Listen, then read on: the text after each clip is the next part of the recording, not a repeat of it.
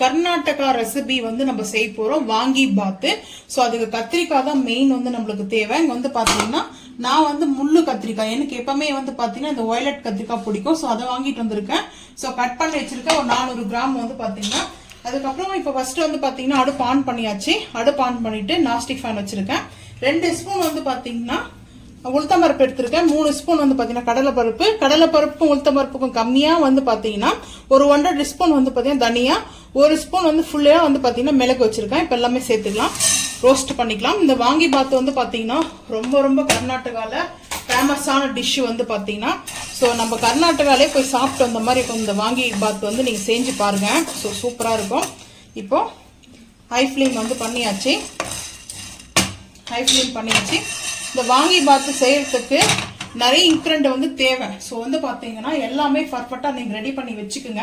Ready பண்ணி வச்சுக்கிட்டா மட்டும் தான் நம்மளுக்கு ஈஸியா வந்து செய்யறதுக்கு கரெக்டா இருக்கும். ஸோ இப்போ பாத்தீங்கன்னா நான் இது ரோஸ்ட் ஆகட்டும். நான் வாங்கி பார்த்துக்கு என்னென்ன வேணும்ன்றத வந்து சொல்றேன் பாத்துக்குங்க.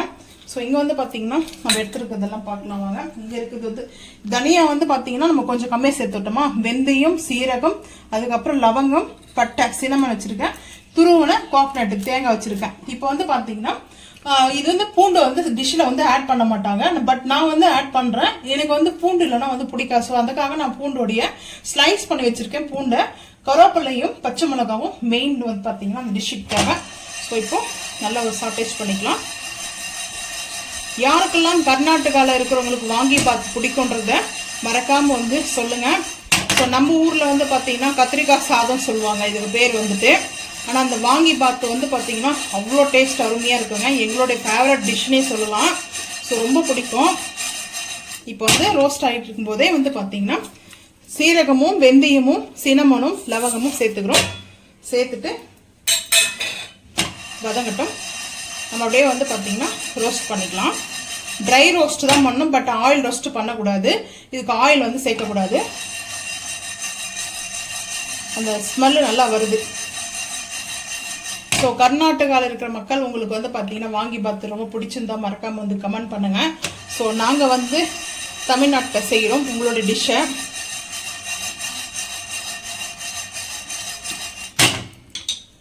நல்ல மணமா வரும். ஸோ இப்போ ஹை ஃப்ளேம் தான் இருக்குது.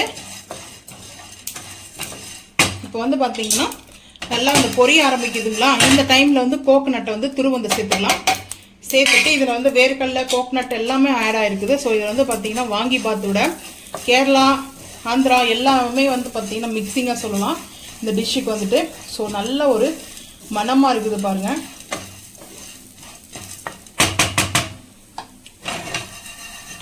ஹை ஃப்ளேம் பண்ணிட்டு நம்ம இப்படி ஷேக் பண்ணால் தான் கரெக்டாக இருக்கும்.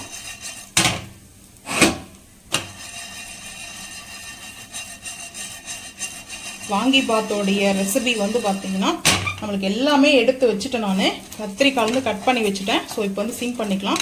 சிம் பண்ணிட்டோம்னா கரெக்டாக இருக்கும். அப்பப்போ நம்ம வந்து ஒவ்வொன்றா வந்து அரேஞ்ச் பண்ணி வச்சுட்டோம்னா கொஞ்சம் பெஸ்ட்டாக இருக்குங்க. நம்மளுக்கு வந்து இப்போ வீடியோலாம் பண்ணுறோம்னா எல்லாம் முன்னாடியே நம்ம அரேஞ்ச் பண்ணிடணும். ஸோ இப்போ வந்து பாருங்கள் அந்த கோகனட்டு ட்ரை ஆகுது. பட் அது நல்லா ட்ரை ஆகணும். அந்த பச்சை தன்மை இல்லாமல் லைட்டாக வந்து ஈரத்தன்மை இல்லாமல் நம்மளுக்கு வந்து ட்ரை ஆகணும். ஸோ இப்போ வந்து பாருங்கள் அந்த கோகனட் நம்ம சேர்த்தோம் இல்லையா, நல்லா உதிரியாக வந்துருக்குது பாருங்கள். ஸோ இந்த டைமில் நம்ம அடுப்பு ஆஃப் பண்ணிடலாம். அடுப்பு ஆஃப் பண்ணிவிட்டு ஒரு பிளேட்டுக்கு வந்து மாற்றிடலாம். மாற்றிட்டு நம்ம ஆற வச்சுக்கலாம்.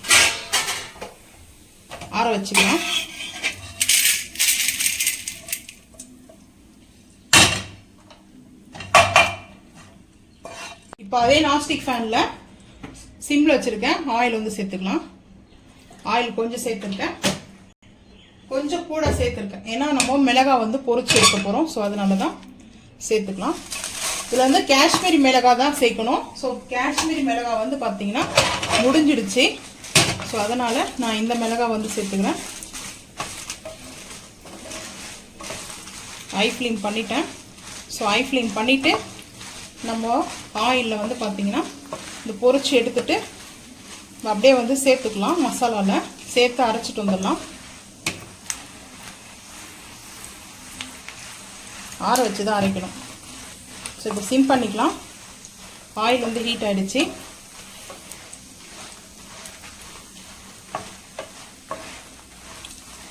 இப்போ வந்து அடுப்பு ஆஃப் பண்ணிடலாம். ஹீட் ஆகிடுச்சு. ஸோ இப்போ அப்படியே நம்ம இந்த காஞ்ச மிளகாயை இந்த மசாலாவில் சேர்த்துக்கலாம். மெயினாக வந்துட்டு காஷ்மீரி மிளகாய் வந்து சேர்த்துக்குங்க. இப்போ அதுதான் ஆறட்டும். ஆனதுக்கப்புறம் அரைச்சிட்டு வந்துடலாம். வாங்கி பாத்து செய்யறதுக்கு இப்போ அடுப்பு ஆன் பண்ணியாச்சு. நான் வந்து நாஸ்டிக்கில் உருளி எடுத்திருக்கேன். உருளியில் வந்து பார்த்தீங்கன்னா ஆயில் கொஞ்சம் சேர்த்துட்டு கொஞ்சம் வந்து ஃபார்ச்சுனர் ஆயில் சேர்த்துருக்கேன். அடுத்து நல்லெண்ணெய் சேர்த்துக்கலாம். இயற்கை நல்லெண்ணெய் சேர்த்துக்கிறேன். ஒரு 2 ஸ்பூனுக்கு வந்து சேர்த்துருக்கேன். பெரிய ஸ்பூனில் 2 ஸ்பூன் அளவுக்கு சேர்த்துருக்கேன். சேர்த்துட்டு ஃபஸ்ட்டு வந்து கடுகு வந்து பொரியட்டும். லைட்டாக வந்து ஆயிலில் வந்து நம்மளுக்கு பொரியணும். நான் வந்து அடுப்பு வந்து பார்த்தீங்கன்னா ஐ ஃப்ளேம் தான் பண்ணியிருக்கேன். ஸோ அதுக்கப்புறம் வந்து பார்த்தீங்கன்னா பொரிய ஆரம்பிக்குது. வேர்க்கடலை சேர்த்தாச்சு.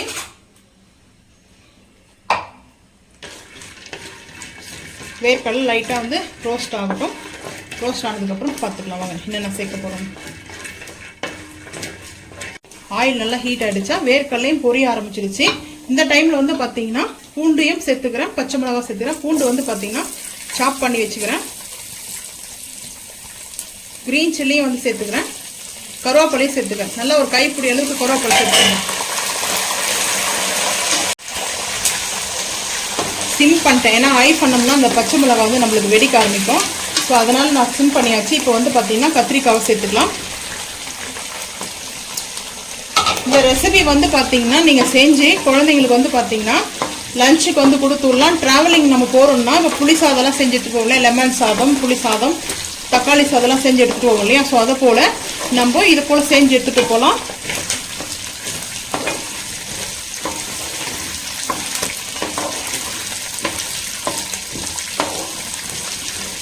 கத்திரிக்காய் நல்லா வந்து பார்த்தீங்கன்னா ஆயிலில் கொஞ்ச நேரம் வந்து நம்மளுக்கு ரோஸ்ட் ஆகட்டும்.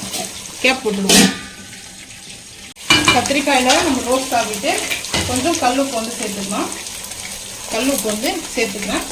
அதுக்கப்புறம் வேணும்னா நம்ம சேர்த்துக்கலாம். அதுக்கப்புறம் புளி வந்து பார்த்தீங்கன்னா தண்ணி எடுத்துருக்கேன். புளி தண்ணி எடுத்துருக்கேன். தேவையான அளவுக்கு வந்து சேர்த்துக்கிட்டேன். சேர்த்துட்டு இப்போ மிக்ஸ் பண்ணிக்கலாம்.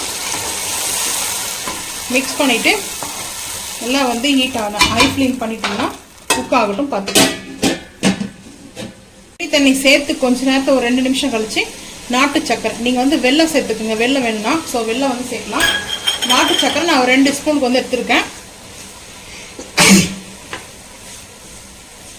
ஹை ஃப்ளேம் பண்ணியாச்சு. மிக்ஸ் பண்ணியாச்சு. அந்த மசாலா பொடி நம்ம ரெடி பண்ணிட்டு வந்துடலாம் வாங்க. இந்த மசாலா ஒரு 5 ஸ்பூன் வந்து சேர்த்துக்கிறேன்.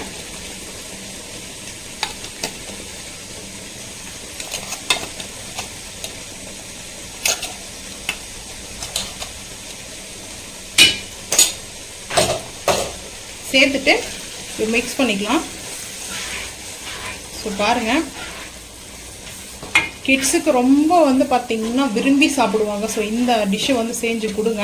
இப்போ அந்த மசாலா நம்ம சேர்த்த உடனே ட்ரை ஆக ஆரம்பிச்சிச்சு. பாருங்கள் கத்திரிக்காய் குக் ஆகிடுச்சு. குக் ஆனதுக்கப்புறம் நம்ம மசாலா வந்து ஆட் பண்ணிக்கிறேன். ஸோ இந்த வாங்கி பாத்து வந்து பார்த்திங்கன்னா கர்நாடகா ஸ்பெஷல். நம்ம செஞ்சு ட்ராவலிங் போகும்போது கூட ட்ராவலிங்களுக்குலாம் வந்து பார்த்தீங்கன்னா சூப்பராக இருக்குங்க. நம்ம புளிலாம் சேர்த்துக்கிறதுனால அவ்வளோ சீக்கிரத்தில் வந்து பார்த்தீங்கன்னா நம்மளுக்கு இது கெட்டு போகாது. ஸோ இப்போது ஆயில் பிரிஞ்சு வரட்டும். சிம் பண்ணியிருக்கேன். சிம்மில் ஒரு 4 நிமிஷம் ஒரு 5 நிமிஷம் வரைக்கும் இருக்கட்டும். பார்த்துக்கலாம். வெங்காயம் தக்காளி விற்கிற ரேட்டுக்கு வந்து பார்த்தீங்கன்னா இந்த மாதிரி வாங்கி பார்த்து கர்நாடகா ஸ்டைல் வாங்கி பார்த்து செஞ்சு பாருங்கள். சும்மா வீட்டில் வந்து பார்த்தீங்கன்னா 1 கப்பு சாப்பிட்ற ரைஸ் கூட 2 கப்பாக சாப்பிடுவாங்க. இந்த மசாலாவோட மிக்ஸ் பண்ணும்போது டேஸ்ட் அல்டிமேட்டாக இருக்கும். நம்ம இந்த மாதிரி செஞ்சுட்டு ஒரு பாட்டிலில் கூட போட்டு எடுத்து வச்சுக்கலாம். சுட சுட ரைஸ் செஞ்சுட்டு கூட நம்ம ரைஸில் வந்துட்டு மிக்ஸ் பண்ணி சாப்பிட்டுக்கலாம். ஸோ டேஸ்ட் அல்டிமேட்டாக இருக்கும்.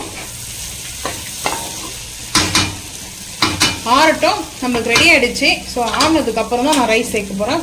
ரொம்ப ஹீட்டோடு சேர்க்கக்கூடாது. ரைஸ் வந்து பார்த்தீங்கன்னா அந்த ஹீட்டு வந்து கொஞ்சம் டெம்பரேச்சர் வந்து குறையணும். அதுக்கப்புறம் தான் வந்து சேர்க்க போகிறேன். தள்ளு இப்படி வச்சுட்டேன்.